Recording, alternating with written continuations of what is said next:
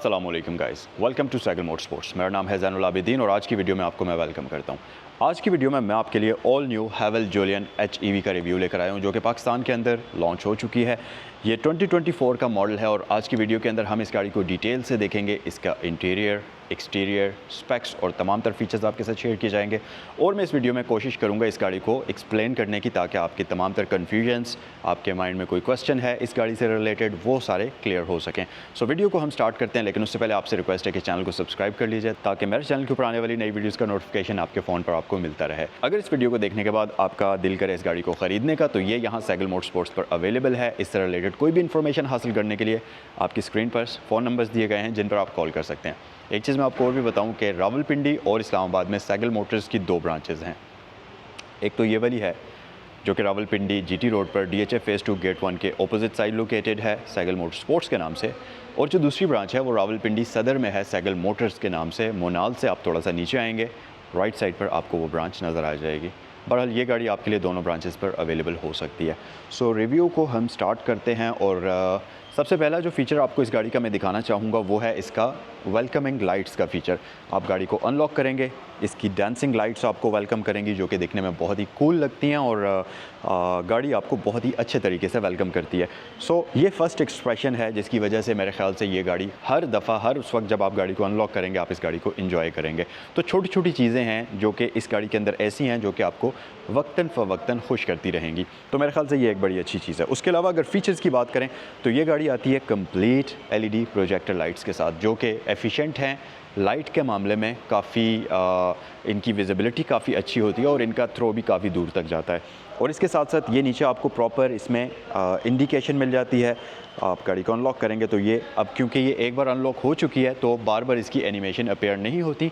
Once आपने इसको lock किया, कुछ देर आप इसको रेस्ट देंगे और उसके बाद जब आप इस गाड़ी को अनलॉक करेंगे तो ये इसकी एनिमेशन अपीयर होगी।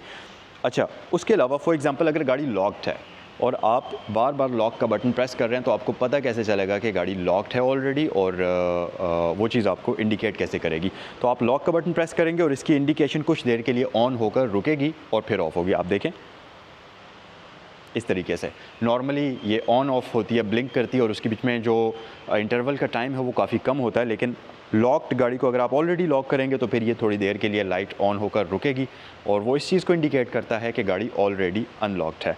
और चले हम अनलॉक करने के बाद इसको अनलॉक करने की कोशिश करते हैं, तो देखते हैं गाड़ी कैसे रिस्पॉन्स करती है। सो ये कुछ देर लॉक्ड रही है, जिसकी वजह से अब इसका डांसिंग लाइट वाला फीचर दोबारा से एक्टिवेट हो चुका है। और ये जायगेंटिक किस्म के DRLs बहुत ही प्यारे लगते हैं और ये जो फुली LED लाइट्स हैं इनकी लुक्स बहुत अच्छी हैं।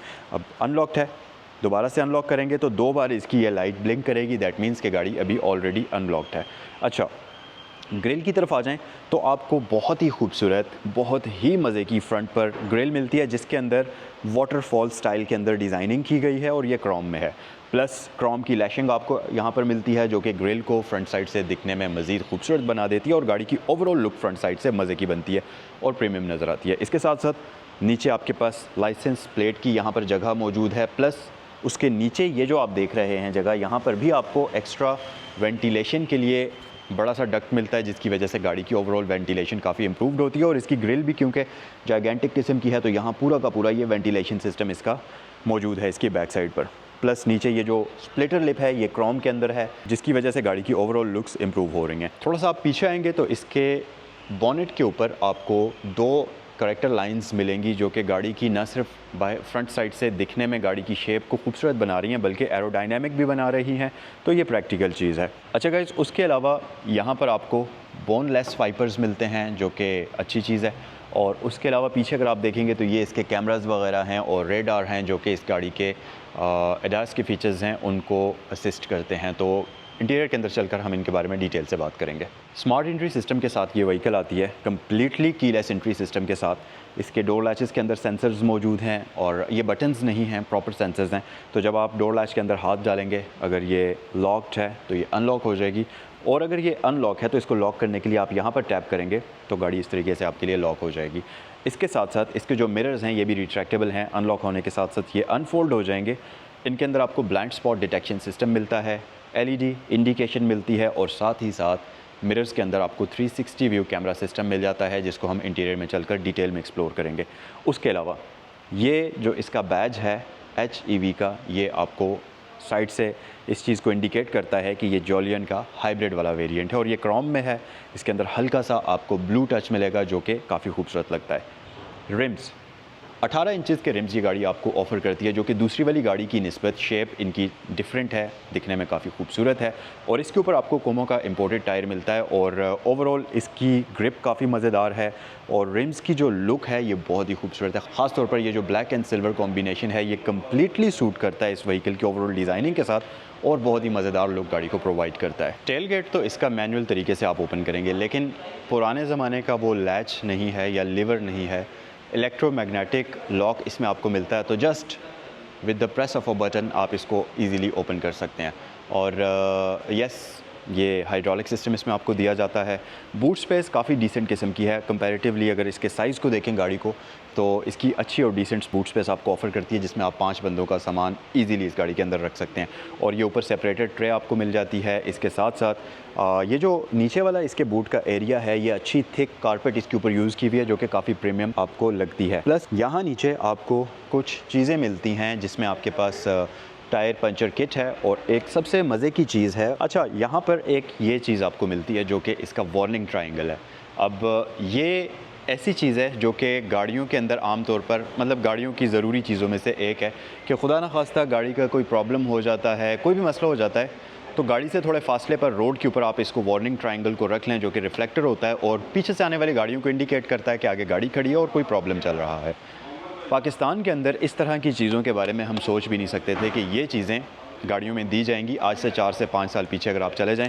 हालांकि ये एक बहुत ज़रूरी सेफ्टी फ़ीचर है जो कि आपको इस गाड़ी के अंदर दिया गया है, बट अल्हम्दुलिल्लाह अब ये चीज़ें आपको मिल रही हैं और अब हम लोग इमेजिन कर सकते हैं कि फ़्यूचर में आने वाली गाड़ियों के अंदर इस तरह की ज़रूरी चीज़ें भी आपको गाड़ियों में दी जाएंगी।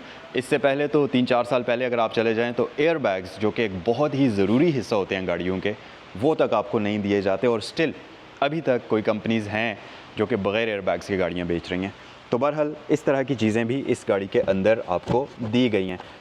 अच्छा, बूट के नीचे जो एक्स्ट्रा स्पेस है, इसका बूट काफ़ी हाइटेड है। नॉर्मली आपने देखा होगा कि गाड़ियों की बूट की डेप्थ काफ़ी ज़्यादा होती है, लेकिन इसकी इतनी ज़्यादा नहीं है। उसकी वजह यह है कि इसके बूट के अंदर बैटरीज़ वगैरह जो हैं वो इंस्टॉल्ड हैं। तो बहरहाल ये चीज़ इसमें है। बाकी आपके हाथ गंदे होने से बचाने के लिए यहाँ पर आपको एक पकड़ने के लिए ग्रैब हैंडल टाइप चीज़ दी गई है, जिसको आप पकड़ कर इसको आसानी से इस तरीके से बंद कर सकते हैं। एक्सटीरियर फीचर्स की बात करते चलें तो स्पॉयलर से हम स्टार्ट करते हैं। इस गाड़ी के ऊपर बहुत ही कूल किस्म का एरोडायनामिक लुक्स के अंदर स्पॉयलर मिलता है, जो कि न सिर्फ दिखने में बहुत प्यारा लगता है बल्कि ये प्रैक्टिकल भी है और गाड़ी की एरोडायनामिक्स को मज़ीद बेहतर बनाता है, जिस पर हाई स्पीड पर ये गाड़ी आपको बहुत ही मज़े की फ्यूल एवरेज प्रोवाइड करती है। फ्यूल एवरेज की अगर बात आई है तो आपके माइंड में ये तो हो गई कि भाई हाइब्रिड व्हीकल ले रहे हैं तो आखिर इसकी फ्यूल एवरेज क्या होगी।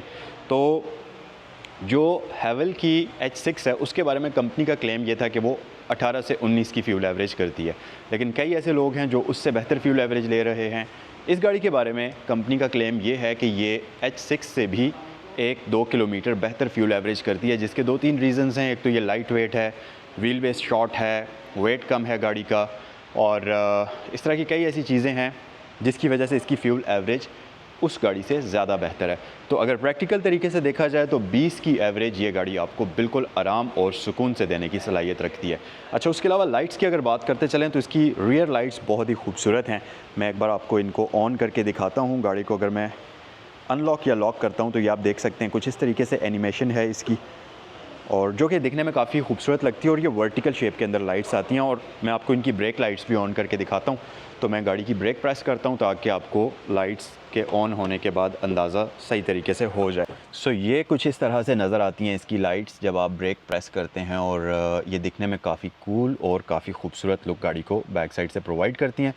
और यस, काफ़ी विजिबल हैं, तो दूर से भी इस गाड़ी को डिटेक्ट किया जा सकता है फॉगी वेदर के अंदर जब भी आप गाड़ी को ब्रेक अप्लाई करेंगे। उसके अलावा यहाँ पर हमारे पास ब्रांडिंग की बात करें तो जोलियन की ब्रांडिंग है, HEV की ब्रांडिंग है, हैवल का बैज यहाँ पर मिलेगा और GWM का बैज यहाँ पर आपको मिलता है। अच्छा, ब्रांडिंग के अंदर एक चीज़ मैंने नोट की है कि इसकी जो ये ब्रांडिंग है ये प्योर क्रोम सिल्वर में नहीं है। हल्का सा इनके अंदर आपको ग्रे सा टच मिलेगा जो कि थोड़ा सा डार्क लुक देता है और ये काफ़ी प्रीमियम नज़र आता है। अगर सिल्वर बैज हो वो भी काफ़ी अच्छा लगता है, लेकिन मेरे ख्याल से ये लुक ज़्यादा दिखने में खूबसूरत लगती है। I don't know black colour की वजह से ऐसा लग रहा है या एक्चुअल में इसका कलर थोड़ा सा डार्क है, लेकिन ये काफ़ी मज़े के लग रहे हैं। उसके अलावा रियर व्यू कैमरा ये गाड़ी आपको ऑफ़र करती है बैक साइड पर, और फ्रंट साइड पर ये गाड़ी आपको पार्किंग सेंसर्स ऑफ़र करती है।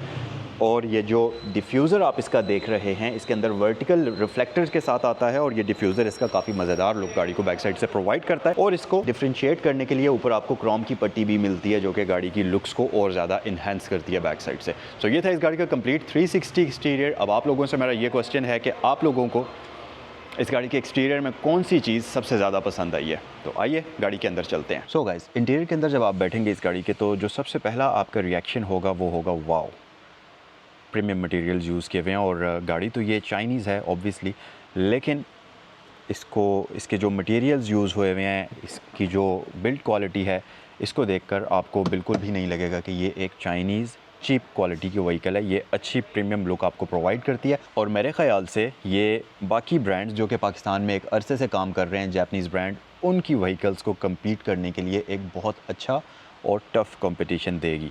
अच्छा, यहाँ पर फ़ीचर्स की अगर मैं बात करूँ तो ड्राइवर डोर के ऊपर आपको इसमें डिफरेंट फ़ीचर्स मिलते हैं, जिसमें एक तो आपको डिफरेंट कलर कॉम्बिनेशन के पैनल्स मिल जाएंगे, क्रोम का यूज़ हुआ मिलेगा, और यहाँ भी काफ़ी अच्छे और प्रीमियम मटेरियल्स यूज़ हुए हैं, और लेदर का भी यूज़ आपको यहाँ पर देखने को मिलेगा। इसके साथ साथ विंडोज़ के कंट्रोल्स आ जाते हैं, चाइल्ड सेफ्टी लॉक है, साइड मिरर्स के कंट्रोल्स आपको दिए जाते हैं, और 2 स्पीकर्स इस गाड़ी के दरवाज़ों के ऊपर आपको मिलेंगे।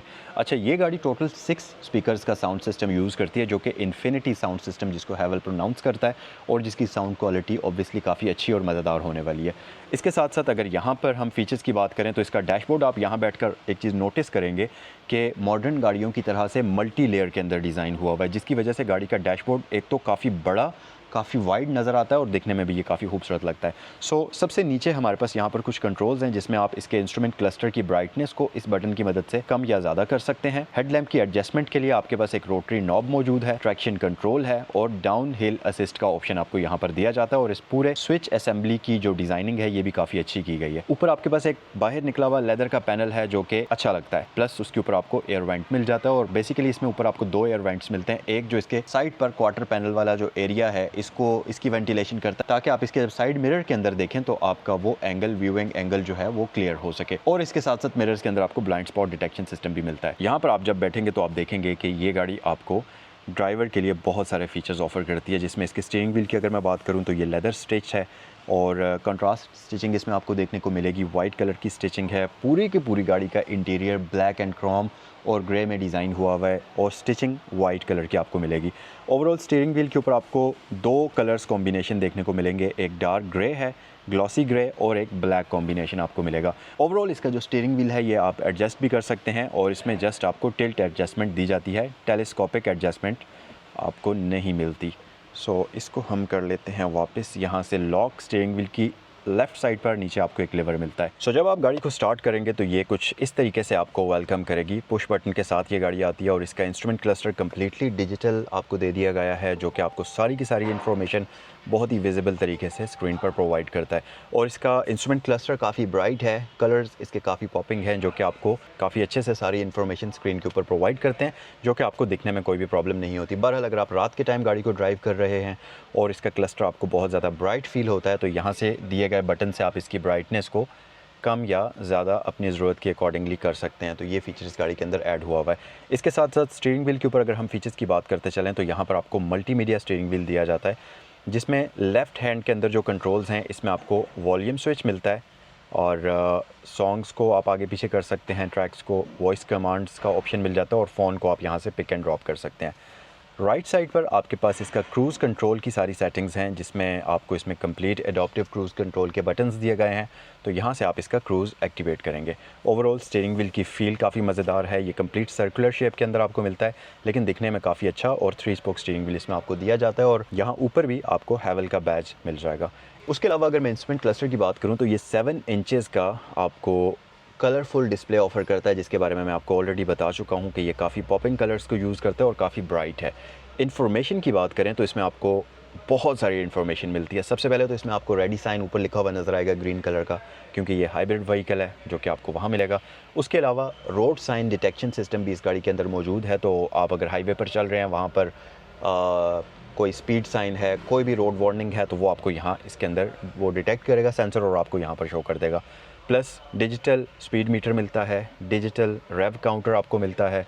बेसिकली रेव काउंटर तो नहीं है क्योंकि ये हाइब्रिड व्हीकल है, तो आपको यहाँ पर पावर मीटर मिलता है, पावर की परसेंटेज मिलती है। नीचे आपके पास माइलेज हैं, गियर पोजीशन इंडिकेटर है और जिस भी मोड में आप इस गाड़ी को ड्राइव कर रहे हैं उसकी इन्फॉर्मेशन आपको मिलती है। प्लस एंटी कोलिजन सिस्टम भी इस गाड़ी के अंदर है तो उसकी इन्फॉर्मेशन आपको मिल जाएगी। अच्छा, एक और चीज़ आपको मैं बताऊं कि अगर इस गाड़ी के सेंसर्स की बात करें तो यस, ये गाड़ी अडैप्टिव क्रूज़ कंट्रोल के साथ तो आती है, लेकिन इस गाड़ी के अंदर आपको लेन कीप असिस्ट भी मिलता है और लेन सेंटर कीप असिस्ट भी मिलता है, जिसका मतलब ये है कि गाड़ी अपनी तरफ से सेंसर्स को यूज़ करते हुए मेक श्योर करेगी कि आपकी जो गाड़ी है हाईवे पर वो लेन के सेंटर में ही रहे। नॉर्मली क्या होता है कि गाड़ी तब आपको वार्न करती है जब गाड़ी लेन से बाहर जा रही होती है, तो उस सूरत में गाड़ी वार्न करके वापस लेन के अंदर ले आती है, लेकिन ये गाड़ी मेक श्योर करती है कि गाड़ी सेंटर से बाहर जाए ही ना, ताकि लेन से आउट होने की नौबत ही ना आए। तो आप ये कह सकते हैं कि इस गाड़ी के अंदर आपको एक level up lane keep assist मिलता है, जो कि ज़्यादा अच्छी चीज़ है। और इसके साथ साथ ये गाड़ी आपको और बहुत सारे हाई टेक फीचर्स ऑफर करती है, जैसा कि इसमें आपको ब्लाइंड स्पॉट डिटेक्शन सिस्टम मिलता है, लेन कीप असिस्ट का मैं आपको ऑलरेडी बता चुका हूँ, लेन सेंट्रल कीपिंग का भी मैं आपको बता चुका हूँ। फिर इन सारी चीज़ों के अलावा इसमें लेन डिपार्चर वार्निंग भी आपको मिलती है। टायर प्रेशर मॉनिटरिंग सिस्टम जो कि बेसिक है वो भी इसमें आपको मिल जाता है।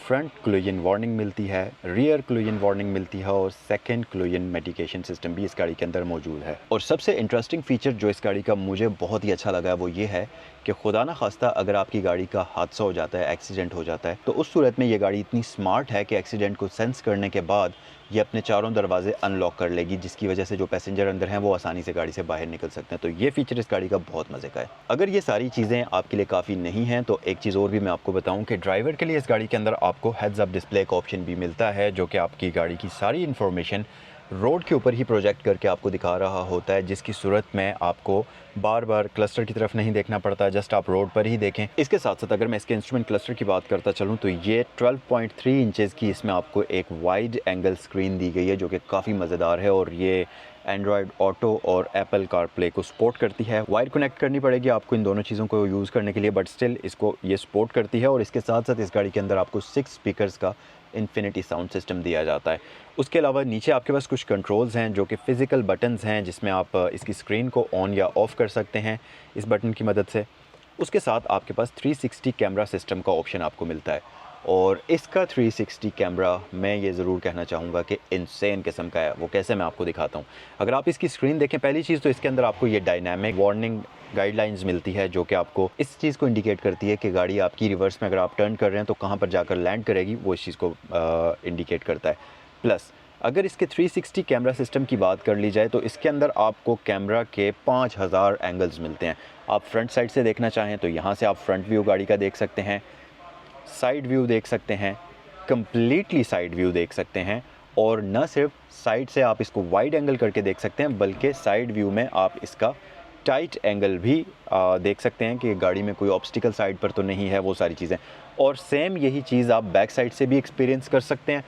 और हर एक एंगल के अंदर आपको वाइड और टाइट एंगल दोनों का ऑप्शन मिलता है, जो कि बहुत अच्छी चीज़ है। और मतलब इंतहाई डिटेल्ड किस्म की इन्फॉर्मेशन यहाँ पर आपको 360 व्यू कैमरा में दी गई है। और बर्ड आई व्यू भी इसमें आपको दिया गया है, तो ऊपर से भी आप गाड़ी का वो जायज़ा जिस तरह से आप ले सकते हैं कि ऊपर से देखते हुए कि सराउंडिंग में गाड़ी के कोई चीज़ मौजूद नहीं है या है।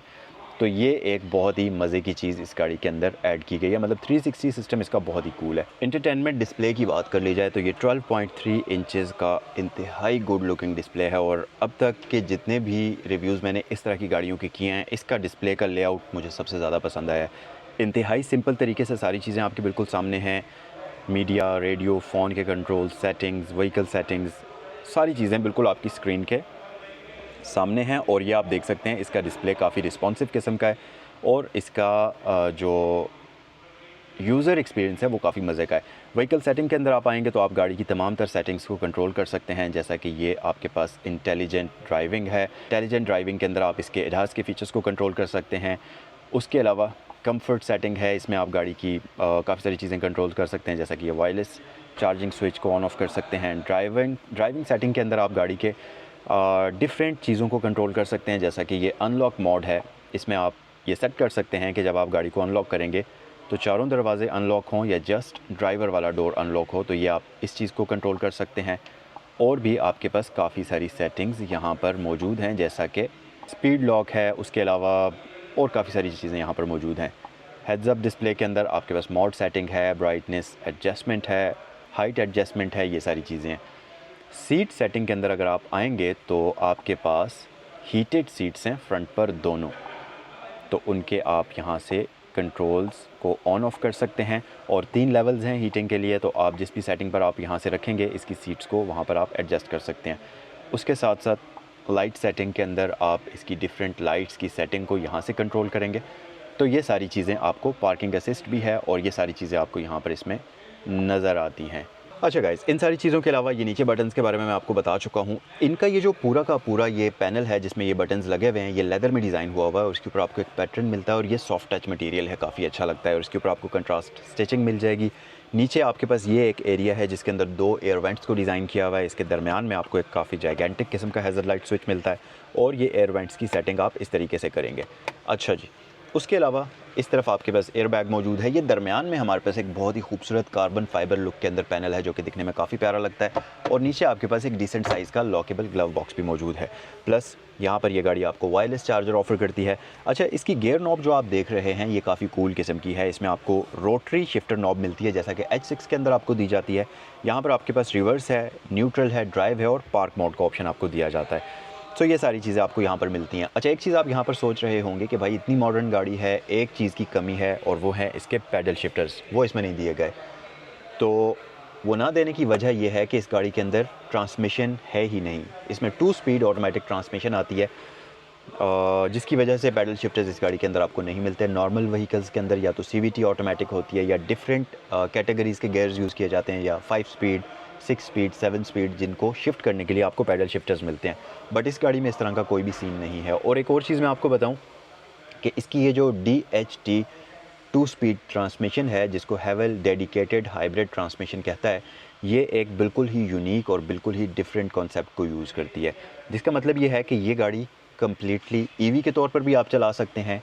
इस गाड़ी को आप पैरेलल हाइब्रिड के तौर पर भी चला सकते हैं। इस गाड़ी को आप सीरीज़ हाइब्रिड के तौर पर भी चला सकते हैं। तो ये आपस में शिफ्ट करती रहती है और जिस भी स्पीड पर आप इस गाड़ी को चला रहे हैं, आपके थ्रॉटल रिस्पॉन्स को देखते हुए ये गाड़ी अपने हाइब्रिड सिस्टम को शिफ्ट करती रहती है, जैसी भी आपको पावर या जैसी भी आपको स्पीड चाहिए होती है। जिसका मतलब ये है कि इसका इंजन डायरेक्टली व्हील्स के साथ मैकेनिकली कनेक्ट होकर उनको पावर भी दे सकता है। इसका इंजन व्हील से डिस्कनेक्ट होकर बैटरीज़ को चार्ज करेगा और बैटरीज़ भी गाड़ी को चला सकती हैं। जब आप गाड़ी को कंप्लीट EV पर रखते हैं तो गाड़ी को एक्सेलरेट करेंगे तो जस्ट बैटरी पर गाड़ी चलेगी और ब्रेक करने पर वही एनर्जी लेकर गाड़ी वापस बैटरी में स्टोर करेगी। तो डिफरेंट तरीक़ों से ये गाड़ी आपको परफॉर्मेंस देती है, तो जैसा भी आपका ड्राइविंग बिहेवियर होता है, तो उस लिहाज से ये एक बड़ी ही मॉडर्न टेक्नोलॉजी को यूज़ करती है। सो फ्यूल एवरेज आपको मैं बता चुका हूँ कि 20 की तो फ्यूल एवरेज ये गाड़ी आपको आराम सुकून से प्रोवाइड कर सकती है। प्लस जितना इस गाड़ी के अंदर टॉर्क है, रफली 180 से 190 हॉर्स पावर्स और तकरीबन 400 Nm के करीब का टॉर्क इस साइज़ की व्हीकल के लिए बहुत ज़बरदस्त है। अच्छा, यहाँ पर एक और चीज़ भी मैं आपको बताऊँ कि जो जोलियन सिंपल वाली है और जो ये वाली है, इसमें एक डिफरेंस और भी है। वो एक तो इंस्ट्रूमेंट क्लस्टर का भी है और एक और मेन डिफरेंस ये है कि इस गाड़ी का वेट उस गाड़ी से थोड़ा सा ज़्यादा है, क्योंकि इस गाड़ी में ऑब्वियसली पूरा हाइब्रिड सिस्टम यूज़ हुआ है और फिर इसमें बैटरीज़ भी हैं। तो इस गाड़ी का वेट रेगुलर जोलियन से ज़्यादा है, लेकिन इसके पावर नंबर्स भी ज़्यादा हैं, जिसकी वजह से आपको परफॉर्मेंस तो अच्छी मिलती है। लेकिन ज़्यादा वेट होने की वजह से एक तो ये रोड के ऊपर थोड़ा स्टेबल फील होती है आपको, और दूसरी चीज़ ये कि थोड़ा सा सस्पेंशन इसकी ज़्यादा अच्छी और सॉफ्ट आपको फील होती है। इसके साथ साथ ऊपर हमारे पास यहाँ पर हैं जी सन शेड्स, जिनके अंदर वैनिटी लाइट्स आपको दी गई हैं और ये LED लाइट्स को यूज़ करती है। और दोनों ही साइड्स पर ये ऑप्शन मौजूद है, सन शेड्स प्लस LED लाइट्स। ऊपर आपके पास ये मिरर आता है जिसके अंदर आपको ऑटो डिमिंग मिलती है। यहाँ पर हमारे पास रूफ लाइट्स आ जाती हैं जो कि LEDs के अंदर होती हैं। डोर्स के साथ भी आप इस लाइट को कनेक्ट कर सकते हैं। यहाँ ऊपर आपके पास 2 माइक्स हैं, तो अगर आपने अपना फ़ोन गाड़ी के साथ कनेक्ट किया हुआ है तो इन माइक्स की मदद से आपकी आवाज़ क्लियर जाएगी। ऊपर आपके पास सनग्लास होल्डर मौजूद है। प्लस ये गाड़ी आती है सनरूफ के साथ और ये पैनारामिक सनरूफ आपको ऑफर करती है। तो जस्ट आप एक बार बटन को प्रेस करेंगे तो यहाँ पर दिए गए बटन की मदद से आप इसके सनरूफ को ओपन या क्लोज़ इस तरीके से कर सकते हैं।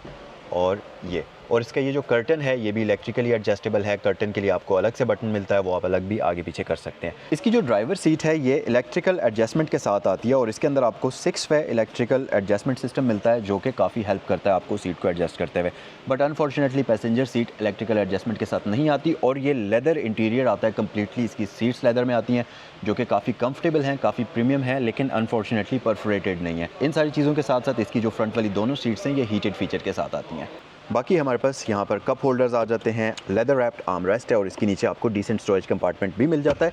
और बिल्ड क्वालिटी इस गाड़ी की अमेजिंग किस्म की है। ये आप देख सकते हैं यहाँ पर आपको कोई भी चीप मटेरियल्स यूज़ हुए हुए नज़र नहीं आएंगे। इसके साथ साथ यहाँ नीचे भी हमारे पास स्पेस है, तो और नीचे स्पेस के साथ साथ आपको USB पोर्ट्स दी गई हैं, तो आप अपने फ़ोन को चार्ज पर लगाकर यहाँ पर भी रख सकते हैं नीचे, या नीचे आप वॉलेट वगैरह अपना कोई भी सामान रख सकते हैं और ऊपर आपके पास वायरलेस चार्जर भी मौजूद है। लेग स्पेस का बिल्कुल भी कोई इशू नहीं है, हालांकि ये H6 के कंपैरेटिवली इसकी व्हील बेस भी कम है, इसका साइज़ भी छोटा है, लेकिन स्टिल लेग स्पेस मेरे ख्याल से आपके पास बहुत अच्छी है। अगर मैं इसको सिविक के साथ कंपेयर करूं तो कंपैरेटिवली इसकी स्पेस सिविक से तो ज़्यादा अच्छी है और फीचर के मामले में भी ये उससे बहुत ऊपर की चीज़ है। अच्छा, बाकी हमारे पास हेड स्पेस काफ़ी अच्छी है। बैक साइड पर आपके पास ये जो सीट्स हैं आई डोंट नो, ये बड़ी ही कंफर्टेबल फील हो रही हैं और इनका ये जो सिटिंग पोजीशन है ये बहुत मज़े की है, यानी कि आप इस पर लंबा सफ़र आराम सुकून से बैठ कर सकते हैं। और बैक साइड पर तो आपको गाड़ी बिल्कुल भी क्लस्ट्रोफोबिक नहीं लगती। उसकी एक वजह यह है कि आपको गाड़ी की जो विंडोज़ मिलती हैं ये बहुत बड़े साइज़ की हैं। अब इतनी बड़ी विंडोज़ होने का एक डिसएडवांटेज भी है, वो ये कि विंडो आपकी completely all the way down नहीं होती, एक छोटा सा पोर्शन विंडो का यहाँ पर बच जाता है। उसकी वजह कि ग्लास बड़ा होने की वजह से नीचे, क्योंकि जो बैक डोर होता है उसमें व्हील आर्च का कर्व होता है, तो वो उस कर्व के अंदर पूरा फिट नहीं आ सकता किसी भी सूरत में, जिसकी वजह से वो एक थोड़ा सा एरिया ग्लास का बच जाता है जो कि यहाँ पर भी आपको नज़र आएगा। बट स्टिल आपका हाथ रखने के लिए प्रैक्टिकल जगह है, क्योंकि यहाँ से ग्लास का जो एरिया है वो ज़्यादा ऊपर है, बट यहाँ बैक साइड पर जाकर ये काफ़ी हद तक कम हो जाता है, बल्कि तकरीबन ख़त्म ही हो जाता है। तो आप अपनी एल्बो अगर इस तरह से रख के एंजॉय करना चाहते हैं तो वो आप इजीली कर सकते हैं। बाकी बैक साइड पर भी आपको वही मल्टी मटेरियल्स यूज़ हुए मिलेंगे। एक चीज़ और जो आपको मैं बताना चाहूँगा वो ये है कि इस गाड़ी की बैक साइड पर ये जो विंडो आप देख रहे हैं, एक सेकेंड मैं आपको ऊपर करके दिखाता हूँ यहाँ पर। सो ये जो विंडो आप देख रहे हैं ये हल्की सी टिंटेड है, इसके ऊपर कोई भी पेपर नहीं लगा हुआ। ये गाड़ी बाय डिफ़ॉल्ट टिंटेड विंडोज़ के साथ आती है जो कि आपको बैक साइड पर मिलती हैं। फ्रंट वाली नहीं है, लेकिन रियर विंडोज़ इसकी टिंटेड ही हैं।